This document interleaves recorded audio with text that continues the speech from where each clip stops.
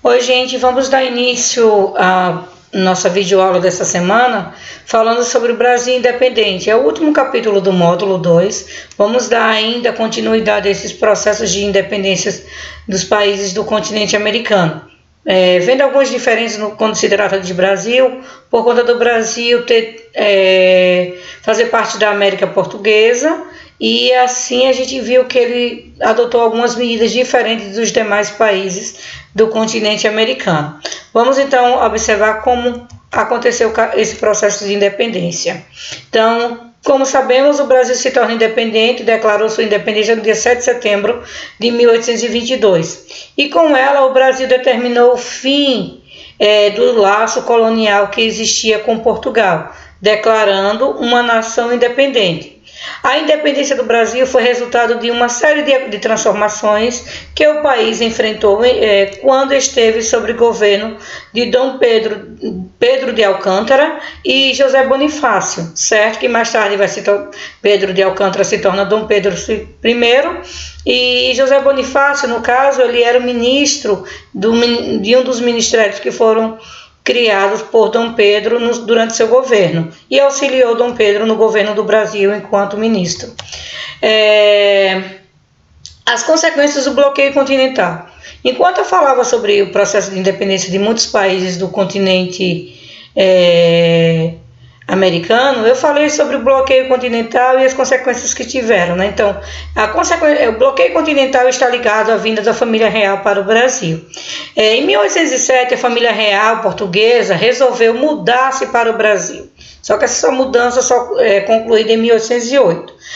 Por conta da invasão francesa, em represália ao fato dos portugueses terem quebrado o bloqueio continental, né? Quebrou como? Fez comércio, realizou acordos comerciais com os ingleses, que era proibido segundo o bloqueio determinado por Napoleão Bonaparte. Essa transferência, que na verdade foi uma fuga, né? Eles fugiram, juntaram o que tinha e fugiram para o Brasil, fez com que a família real transferisse todo o aparato administrativo de Lisboa para o Rio de Janeiro.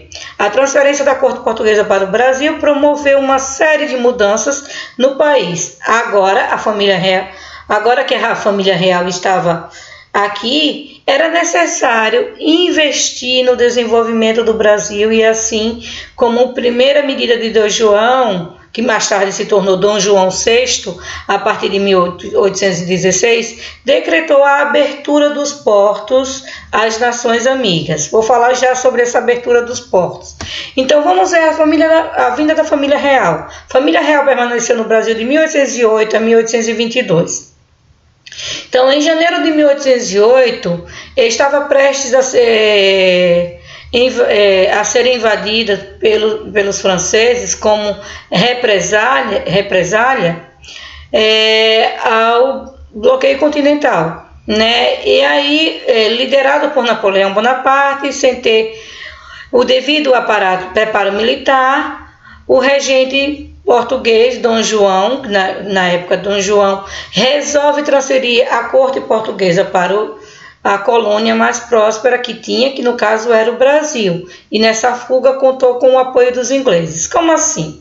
Vamos entender. Dom João, essa figura do meio, era o príncipe filho de Dona Maria I, que era a rainha de Portugal, mas que não governava, porque tinha problemas mentais, e com isso era chamada da rainha louca. E aí quem governou foi o filho dela no seu lugar, se tornou rei por um acaso. Antes da mãe morrer, ele se tornou rei, porque a mãe não conseguia governar. Não conseguia rebater as tropas napoleônicas. O que ele fez? Vamos embora e vamos deixar todo mundo aí pegar fogo. Então, não só com ele veio não só a família real, mas cerca de 1.500 pessoas mudaram de Portugal para o Brasil. E assim, Dom João muda a administração toda de Lisboa para o Brasil. Veja então. A primeira medida que Dom João fez quando chega no Brasil é a abertura dos portos brasileiros para as nações amigas. O que isso quer dizer? Na prática, essa decisão colocava o fim do monopólio comercial, ou seja, onde Portugal controlaria todo o comércio no Brasil e garantia aos comerciantes instalados no Brasil a possibilidade de comercializar, por exemplo, com a Inglaterra e a grande potência comercial do mundo na época. Então, a parceria entre Brasil, Portugal e Inglaterra intensificou-se quando foi assinado o Tratado de Comércio e Navegação em 1810, garantindo a redução dos impostos para as mercadorias trazidas pelos ingleses. Com isso, os ingleses trazem para o Brasil de um tudo. Tudo passou a ser vendido aqui, claro, 1.500 pessoas mudando para cá. Portugal queria ter a vida que eles tinham em Lisboa. Então, digamos, a gente brinca, os historiadores brincam dizendo que, e com fundo de verdade, que os ingleses venderam aqui até patins de gelo para se patinar na lama, porque não existia gelo, neve no Brasil, e muito menos as ruas do Brasil não eram nem calçadas para poder ter patins, nem que fosse com rodinha, quanto mais patins de gelo. Mas foram vendidos de um tudo no Brasil, e assim o comércio inglês se fortalece cada vez mais. Veja então, a corte portuguesa no Brasil. Mudando a corte portuguesa para cá, é lógico que eles vão querer transferências, vão querer mudanças, vão querer que o Brasil prospere, que o Brasil se transforme. Nessa época, Rio de Janeiro passou a ser a capital do Brasil, e com isso, no Rio de Janeiro foram incentivada a construção de universidades, de teatros, biblioteca, a escola de medicina foi construída, o crescimento do cenário científico e cultural do Brasil possibilitou a vinda de intelectuais e artistas importantes daquela época para o país. Um exemplo disso foi a missão artística francesa, que era liderada por Debret, e que tinha interesses particulares com Dom João. E nesses interesses ele vem para o Brasil, aqui ele pinta muitas das realidades brasileiras, no Brasil, desde a vida cotidiana, a fauna, a flora, entre outras coisas mais.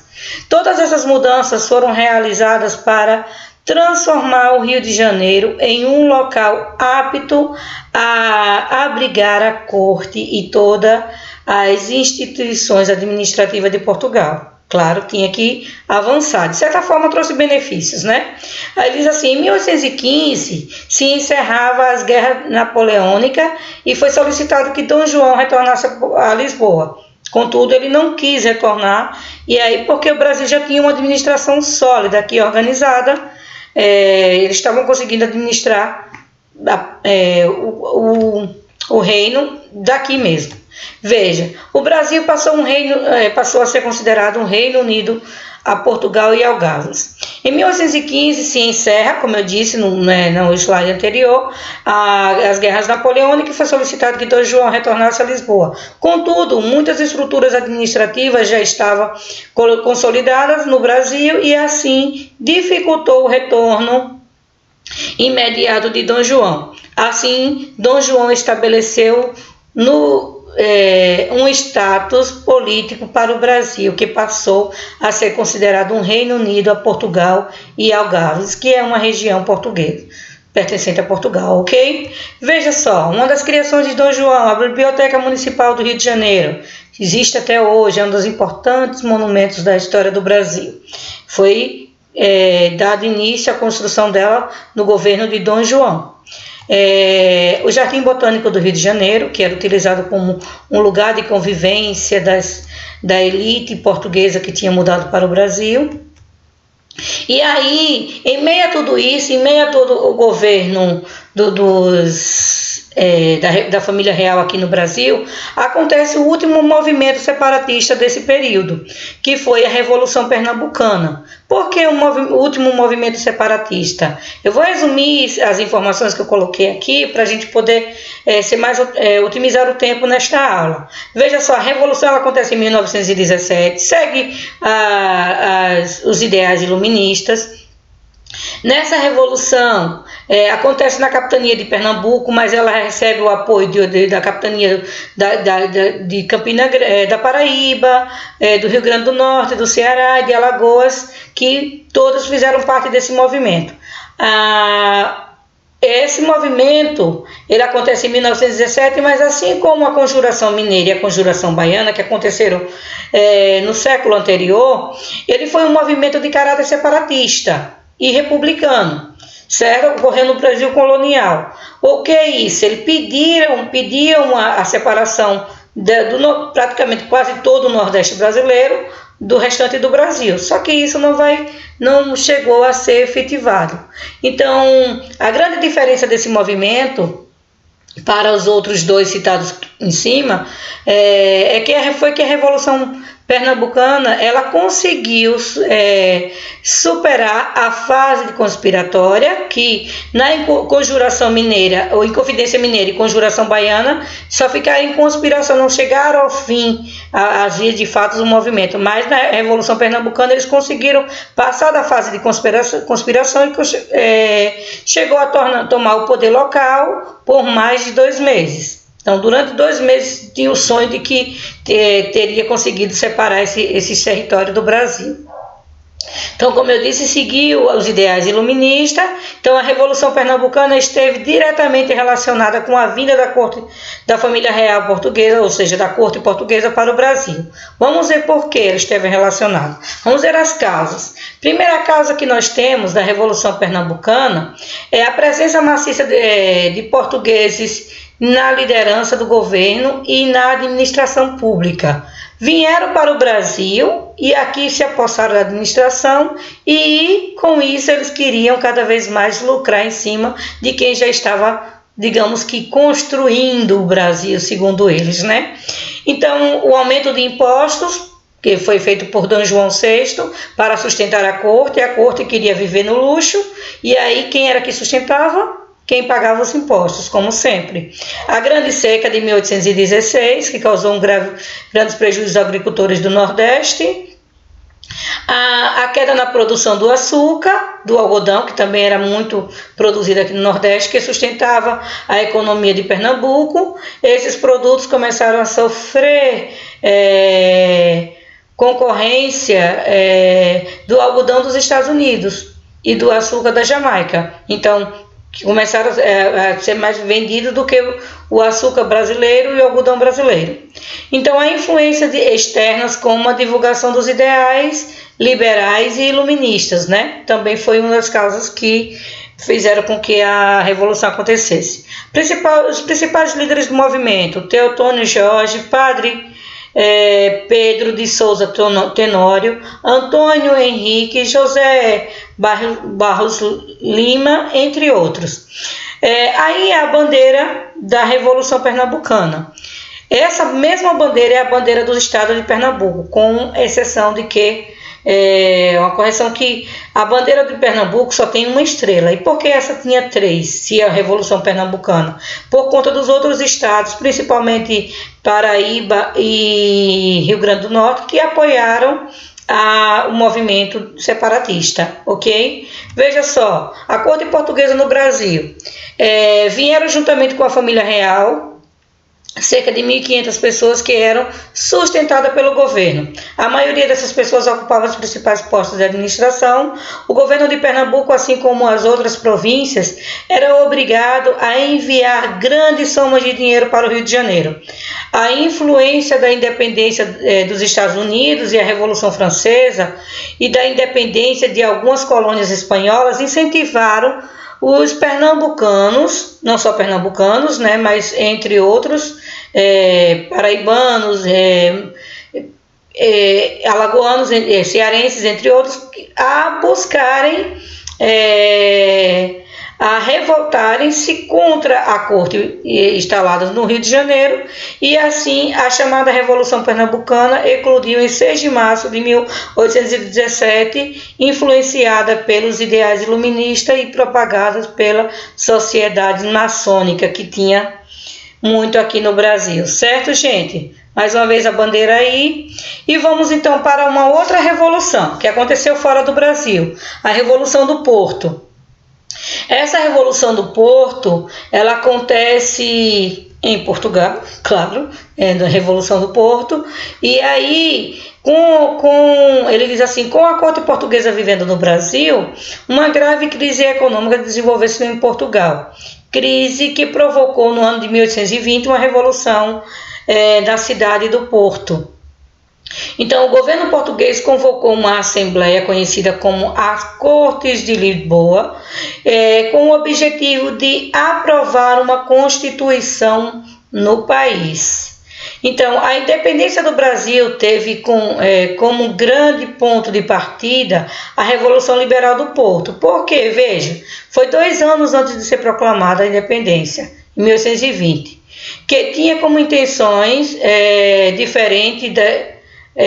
que tinha como intenções para o Brasil diferentes das que as elites brasileiras possuíam. Veja, essa divergência e interesses fez com que essa camada social, que era a elite, que vivia no Porto, as cortes portuguesas, passasse a defender os ideais de ruptura dos laços existentes com a metrópole. Ou seja, na Revolução do Porto começou a se defender os ideais de que o Brasil deveria se separar de Portugal de uma vez por todas. Aí veja só, o grupo político que liderou o movimento era adepto das ideias liberais. E aí, ou seja, desejava o fim dos poderes do rei. Por isso, esse movimento ficou conhecido como Revolução Liberal do Porto. Em 1821, Dom João cede às pressões do movimento e volta para Portugal, deixando Pedro de Alcântara como príncipe regente. Aí do lado nós temos uma tela pintada por Debret, que fazia parte da missão artística francesa, mostrando o retorno de Dom João da corte portuguesa, da maior parte dos membros da corte portuguesa, para Lisboa. Certo, gente? Veja só, depois de tudo isso, depois de Revolução do Porto, em janeiro de 1822, Dom Pedro, além de Dom João ter voltado, as cortes também pressionavam para que Dom Pedro voltasse para Portugal e Brasil ficasse por conta do governo liberal que pretendia tomar o poder. E aí, Dom Pedro, só resumindo esse dia do fico, Dom Pedro, que estava tentado a voltar para Portugal, reivindicar o título de príncipe regente, não queria mais governar o Brasil. E aí, em maio de 1802, ficou consolidada algumas ordens que vieram de Portugal. Ele diz assim: nessa altura dos acontecimentos, a saída pela defesa da independência começou a ganhar forças na elite brasileira. Embora ainda fosse do desejo de muitos encontrar um caminho que conciliasse os interesses de Brasil e Portugal. Só que Brasil tinha um interesse e Portugal tinha outro. A atuação das cortes, que eram membros da elite portuguesa que viviam lá em Lisboa, por sua vez, selou o caminho e conseguiu unificar a maioria das províncias brasileiras pela independência. Ou seja, nem todas as províncias do Brasil queriam independência, mas acabou tendo. E em maio de 1822, foi decidido que as ordens enviadas por Portugal não teriam validade no Brasil por meio de aprovação pessoal de Dom Pedro. Isso ficou conhecido como um cumpra-se. Em janeiro foi convocada uma Assembleia Constituinte com a intenção de elaborar uma Constituição para o Brasil. Ou seja, quando se elabora uma Constituição para o novo país, é porque o país vai pedir independência e vai se formar, precisa dessa lei maior que é a Constituição. E aí vem o dia do fico, dia 9 de janeiro de 1822, que Dom Pedro ele fala essa frase, que é bem ironizada por nós historiadores, que ele diz assim: se for para o bem de todos e a felicidade geral da nação, estou pronto, diga ao povo que fico. Fico aonde? No Brasil. Só que não era para o bem geral da nação, é para a elite brasileira que vivia na época e que tinha interesses que Dom Pedro ficasse aqui e aí governasse. Certo, gente? Assim é o processo de independência. Como teve início o processo de independência no Brasil, no próximo vídeo a gente vai tratar ainda sobre outras coisas importantes desse processo de independência e a declaração de independência. Até o próximo vídeo, gente.